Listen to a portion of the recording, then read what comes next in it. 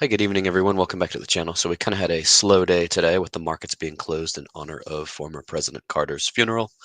So no trading today, but we're going to do another portfolio review, and we're going to go over the upcoming important dividend dates. So let's start with the income portfolio review again. Things are fluctuating a bit. We started the year off at a projection of like over 70,000, but it's showing like 66,800 now. So I'm not sure what exactly changed, but we are a bit lower. So it looks like nothing changed in the portfolio in terms of the stocks that pay dividends. Tesla is still paying. Oh, maybe it was Tesla. Maybe Tesla's projected to pay a little bit less based on the last dividend. But we've got 45,000 here. We got 5,500 here. Almost 5,000 for SQY. So Tesla, Misty, and SQY are our top three payers. Clip. Oh, there was a reverse split for Clip, so that might be a little less. And then QQQY, WDTE, QDTE. Those all pay pretty stable dividends. YMAG pays me 725 a year. I got 100 shares of it. FEPI, XDTE, some BETO, and then you see the others. And then so Biggie, so the dividend income should actually be higher. So Biggie's projected at 73.59, and then of course there's TNA, TQQQ to name a few. Oh, and then of course Coney. So more importantly than why Ulti no go up, why Coney not display dividend, right? So Coney still has not been corrected on the Schwab site. I'm gonna have to, get off my ass at some point and call them and ask why this still has not been fixed, because this probably understates the dividends by, a few $1,000s a year. So this could still be very well be projected at 70,000. So when the market opens tomorrow, hopefully we'll have a good day for the Nasdaq. Hopefully we can close these TQQQ contracts out for a nice gain. And then some of the others, we're going to have to roll some of the positions. Probably going to get assigned on Chipotle, MSTU. I'm probably going to have to roll this one for a loss. Um, and then I got a position in high tie trying to wheel back into more shares of that one. Misty, you have to make a decision here. NVIDIA 145, put at 140 expiring next week. I rolled all these trades pretty much before the market was closed today. And then collected some juicy premium again on NVDL. So there is that. That is the dividend and option portfolio. Let's go over. We're only 9 days into the year, and we're already off to a great start here in terms of realized options trade wins and losses here. We had a few just by default, took a gamble on TQQQ. That was like a lotto ticket, lost a little bit more than I would on a lotto ticket because that's usually only $5. But this had the big chance to really skyrocket if the NASDAQ took off. The timing was just off. I was just off by a few days. But anyway, since then, it's pretty much been wins there. You can see in the brokerage, we're already up by almost 6,000 for the year trading options here. And these are easy to do, easily replicable strategy. We're up another 980 in the Roth, which I fully funded already.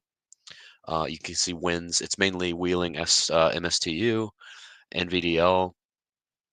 So I closed this one to open up the big one that you saw expiring on the 31st. AT&T had a nice win here, 2250 strike. Luckily, it moved in the right direction, so I was able to close that one out for almost got all the meat off of that bone there. On this one, our biggest win so far has been, so at the beginning of the year, I collected this $7,700 premium, but I bought it back because in a week I made 3,300 of it. So I just went ahead and bought it back and then opened another one. So if the other trade works out, which was 5,500, that'll be 65, 75, 85, that'll be 8,800. So that'll be even more. So just trading the fluctuations of the market is actually paying off really nicely. So that's where we are in terms of gains and losses for the year so far. And again, we're only 10 days through the year. So the year is off to a great start, I would say. Let's see if we've got any comments here. Only one of you watching, imagine that. Okay, let's do this then, since we have such a light class attendance tonight. Um, I wonder how many of my audience members are in California, actually. Oh, I got to text some of you all, by the way. There's a few of you I haven't reached out to. Let's do this. Let's look at yield max, dividends, the next important dividend dates, and we'll just have it quick tonight. It's just going to be a quick one. since we've got like three of you now. Okay, so let's share this one. Okay, so again, the target 12 is on a monthly schedule. So the next one for there is not going to be till February 4th. Payment date is February 6th. And what's very important to note here is the day after the 6th happens to be a very, very important day. In fact, it's one of the most important days of the year. I'll let you all guess why. And then you can see it's going to be monthly from there. For group A, B, C, and D, of course, it's on a weekly rotating schedule with YMAX and YMAG paying every week. This upcoming week, which is going to be the 15th, and then paid on the 17th, we're going to be getting Group D. So, as a reminder, Group D, in case you all are wondering if you're going to get paid, we've got MSTY, which I have, YQQQ, AMZ, APLI, AIYY, DISO, SQY, and SMCY. So there's 8 of them there. So Misty is the big one here. I definitely get paid in that one. I'm projected at like I think 5,500 for the year. I might buy some more. I definitely don't want to get called out of it. I currently have some covered calls open in it right now. I'm trying to figure out why our dividend projections went down. But again, Coney's still not fixed after all this time. So let's see, MSTY is, yeah, 5,500 for the year. Let's do this real quick. Okay, since we went over some important dates here, let's do some extrapolation. Ideally, we'd extrapolate a comment or two from the audience. That would be in an ideal world. But let's do some extrapolating as far as the Coney dividend. So let's look at our last Coney dividend. We're going to go to transaction history over here in the Schwab account. By the way, these fires in California are something else, aren't they? It's just crazy. I keep seeing several of them because Fox has been covering it like all day. Several of them are like 0% contained after like 3 days, which is absolutely insane. But I'm sure the mayor and all the leaders are doing a great job over there, right? We wouldn't assume otherwise. Okay, so let me do this here. Let me search. So this is another way I can see a lot of the premiums, like the trades I made just before market close on the 8th. Another 604 for NVIDIA, which I'll keep all of that if it moves in my direction. And NVIDIA put here another $1,101, another 5,000 here for NVDL. Bought this one back. Buy to close on this NVDL here. Made some decent premium on that one. Took a gamble twice.